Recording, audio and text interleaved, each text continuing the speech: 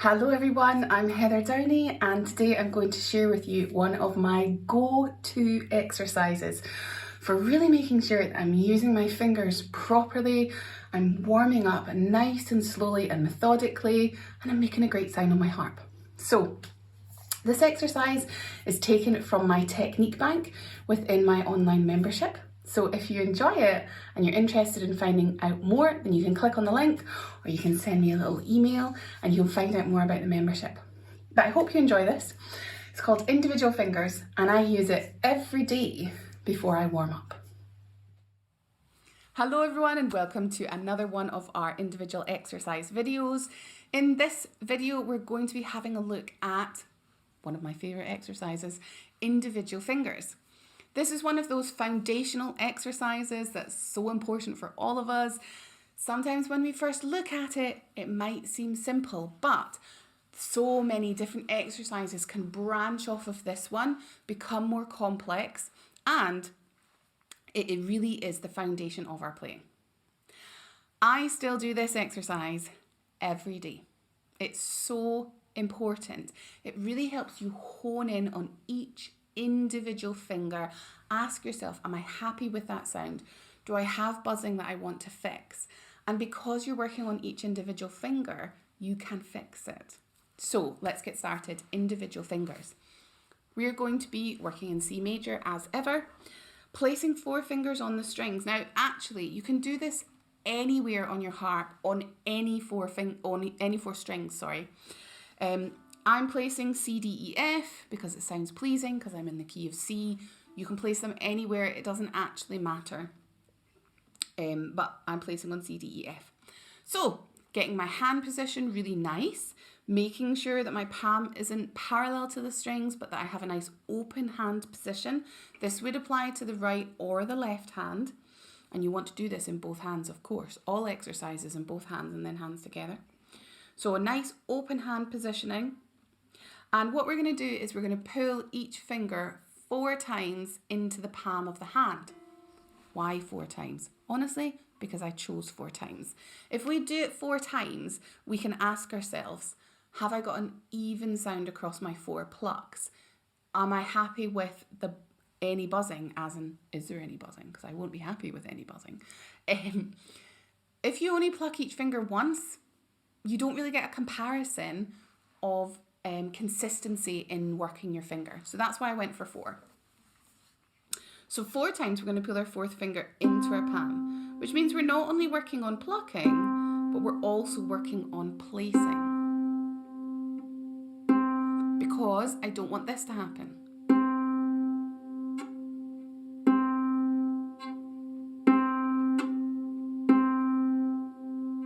I don't want any of those sounds. So generally those sounds come because people haven't placed with confidence. There's always going to be a slight amount of noise when you replace a finger on a string, especially if you're working on the bass strings. Because you're stopping a string that's vibrating and you're stopping that vibration. But if your string is vibrating and you're coming on tentatively to the string with your finger, you're going, oh, I need a place, then of course you're going to get buzzing, especially in the bass. You want to go on with confidence and stop that string vibrating, stop the buzzing. Yes, you'll get a noise that goes as you stop it, but you won't get that noise. If you're getting a metallic-y sounding noise, the likelihood is that you haven't reached your finger past the string enough to place with a finger pad and your nail is buzzing the string as opposed to your pad buzzing the string. So 2 things to watch out for. Don't approach with caution, approach with confidence. And make sure your finger has reached and ready to place the pad on the string and your nail isn't knocking the string. That goes for all of the fingers. So 4 times with the finger 4, place, place, place. Okay, and then you can tuck it out the way. 4 times with the finger 3, pulling right into the palm. Looking for consistency across the sound. And then your finger 2.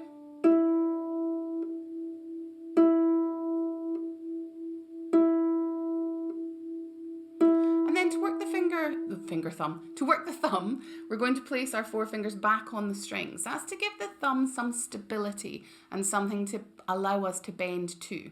If you're bending the thumb out into space, out into nowhere, it doesn't have that sense of stability.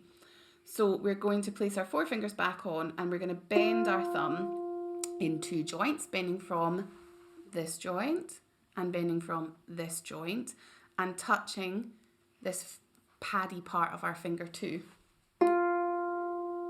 Placing back on with confidence, nice and high. And there you have it. That is the basis of your individual fingers. Now, if you want to progress that, which you should, what you're going to do is, to make it that little bit more challenging, is you're going to keep all your fingers placed at all times. This won't change your finger four.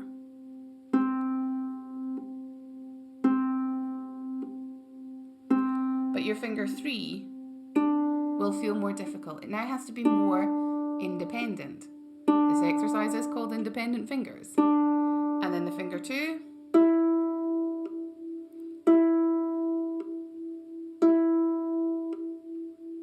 And then bending the thumb shouldn't feel any different. It's the same as before. So it's really the 3 and 2 that are changing as you progress this exercise to keep all the fingers placed. What you might find is that your finger 3 feels weak, especially as it tries to reach back out to place on the string. And it's just about working through that nice and slowly, taking your time to build the strength in your third finger. Our third finger is a weaker finger. If you're finding that your third is generally particularly weak, I do have a little immersion course on building a stronger third finger. That's in one of the technique courses, 8 weeks to a stronger third finger. So you can follow that whole series to help build up the strength in your third finger if you want to. This exercise will help to build the strength. Couple of troubleshooting points. When you're plucking your fingers, especially when you have everything placed and you're trying to pluck the 3 or the 2 independently, try and make sure that you are plucking the finger and the strength of that pluck is coming from that finger. So, what do I mean by that? If I don't have a lot of strength in my third finger, I might use the other fingers to try and pluck it, and they might start squeezing the strings to try and help me get that third finger in. We don't want to have to squeeze all the strings and have to have all, it's not, a cheerleading situation. 1, 2, and 4 don't need to be cheerleading on finger 3. Finger 3 needs to be strong enough and independent enough to pluck on her own. Although I do like the thought of my other fingers cheering her on. So if you find that as you try and pluck the finger 3, the other fingers are really squeezing the strings, just take away some volume, take away some strength until you've worked it up. So just pluck nice and gently.